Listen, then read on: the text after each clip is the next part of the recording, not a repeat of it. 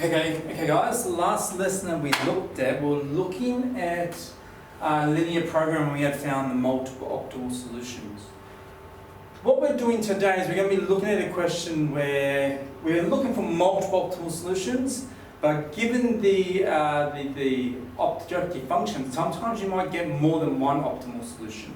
So the question that you've got here today is that worksheet that I would attach to your email to use when you're working with the videos. And you'll notice that you have this graph that's up on there. And what we're going to be doing today is we're going to be using the vertices that are given to you to work out two different types of optimal solutions. One of those optimal solutions is going to give us a unique answer, so only one answer. The second optimal solution is going to give you at least two. Okay? So let's run in the answers. I'll give you a little bit of time to have a go yourself. So just pause the video, write the answers, and then come back. Okay, so let's write the answers.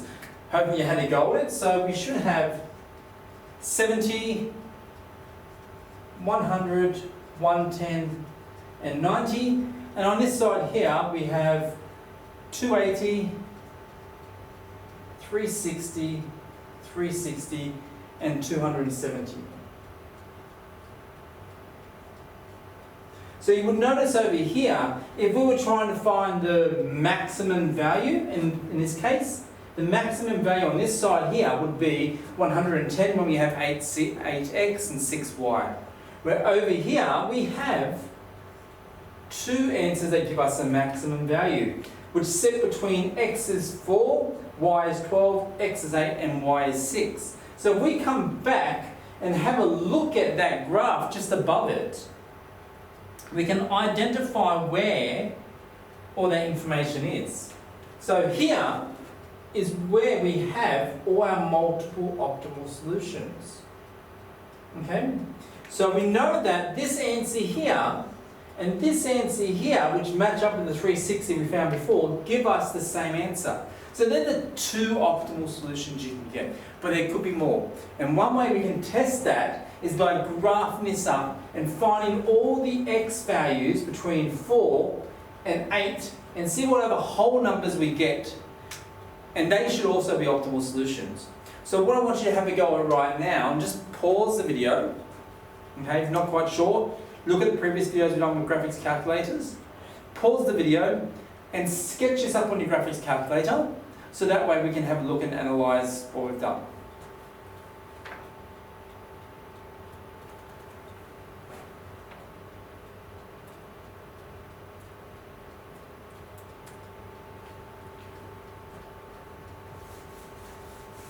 So hopefully you've paused your video. My feasible region's disappeared for a second. Yeah? So the feasible region is just here. It's everything underneath these points.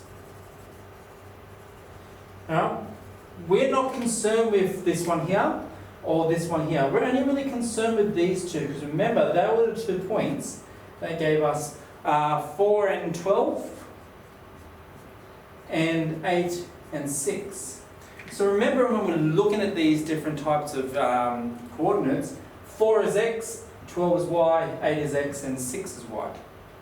And what we're looking at here is we're trying to work out, well, we know that between these 2 points, 4 and 12, 8 and 6 give us 360 as a solution. But we want to check out where the other solutions are going to be.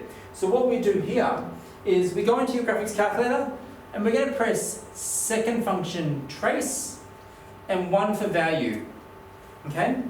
Now we want to work out, well, let's just test that if we press 4, it lands on those points. So we type 4 in, we get 4 and 12, which is what we wanted. Let's do 8, and we're going to come down, we get 8 and 6, because remember we want this black line here. Okay? Well, let's test, are there any other optimal solutions? So we write down here that 4 and 12 gave us 360, 8 and 6 also gave us 360. Well, let's work out, are there any other values that could actually go in there? And there generally are going to be more than the ones they've given to you. So here, we know that if we type 4 in again, we get 4 and 12. Okay? Let's type 5 in now. Actually, let's stay on that black line. 5, enter. Well, on that black line, we get another one, which is 5 and 21 and a half.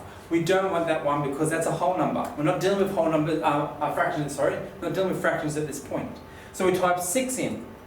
6, we get 6 and 9. So 6 and 9 would also be a optimal solution. Because if we times 6 by the objective function, which is 30, that's 180, plus 9 times 20 is another 180, that gives you 360. Well, let's check one more, see if there's any more. We type in 7, and 7 gives us x is 7, y equals 15.5, or 7.5, so therefore it's not an optimal solution. Okay, and then type 8 in again, and we get our last part. So, when we look at this question, we've worked out that we've calculated that there are 2 optimal solutions just from the objective function itself. And then we worked out, well, there's probably going to be more than that. And the way we do that is we find out what equation line did the optimal solution actually sit on. And you'll notice that they both sit on this black line. One was on blue, one was on red. But we're looking for the one that has in common. In this case, it's that black line.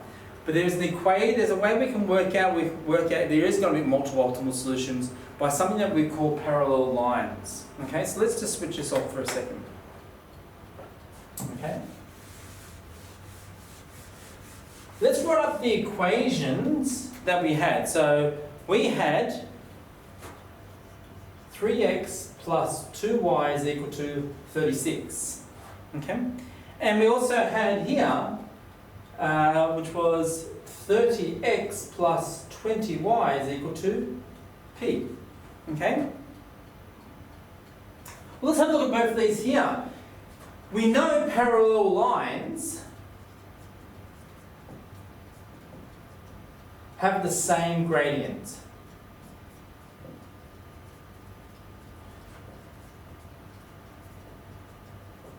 So for instance, if I had 2x plus 6, or y equals 2x plus 6, and then I had y is equal to 2x plus 17, they will be parallel because the gradients, the two, are exactly the same. Whereas if I had y is equal to 4x plus 7, and y is equal to, let's say, 7x over 4 plus 7, well, they're not parallel because the gradients, which are the coefficients of your x, are not the same, so therefore they're not parallel. And the same thing can go with when it comes to the standard form. And the standard form being like this. So for instance, if I had 2x plus 4y is equal to 70, and then I had, let's say, 8x plus 16y is equal to 1000 to the 10, okay? They're still going to be parallel. So they're parallel if I can increase both the x and y parts of your equation by the same number or simplify it. So in this case here, I can times the 2 by 4 to get 8, and I can also times the 4 by 4 to get 16. An example where this wouldn't be in the parallel is if I had 12 here, for instance. So I've just times this here by 4, but I've only times this here by 3, but I've increased by 4 by adding 8 to it. So for instance, let's add 8 instead. So I added 8 to this instead of multiplying by 4. So therefore, it's not parallel. The numbers at the end don't matter, okay? So the values in front of x and y have to either be increasing by the same value or being divided by the same value. So we know that rule here. Let's have a look up here. Well, I can times 3 by 10 to get 30. I can also times 2 by 10 to get 20. But let's have a look back at that graph. Remember the graph before? This line was the one that had the 2 optimal solutions on it. Okay, so what we're looking for here is something that we should be recognizing is this. There will be optimal solutions when one of the constraints is parallel to the objective function. So that's when we know we're going to have parallel equations. Okay, we looked at the example before. We ended up having multiple optimal solutions because on this constraint line, 3x plus 2y equals 36, it had the two optimal solutions on there, 4 and 12, 8 and 6. And this here is parallel with the objective function. Okay, so therefore the rule here, there will be optimal solutions, multiple optimal solutions, not optimal solutions. I'll write in here now. Multiple optimal solutions when one of the constraints is parallel to the objective function. Okay? So that's an important thing to remember when it comes to that. Okay? What I want you guys to have a go is I want you to have a go at the next part of the questions. I will email you all this information here as well. But have a look at multiple optimal solutions task. It follows the linear programming task that we just finished. I think it's exercise 2C.3. Okay, have a go at those questions, and then we're finished. We've finished everything that we need to know for linear programming. We can start doing our revision. Okay, guys? If you have any questions, please email me. Okay? I'm always going to be there available for any emails. And make sure you stay safe for the holidays. I'll see you after the holidays. Good on you.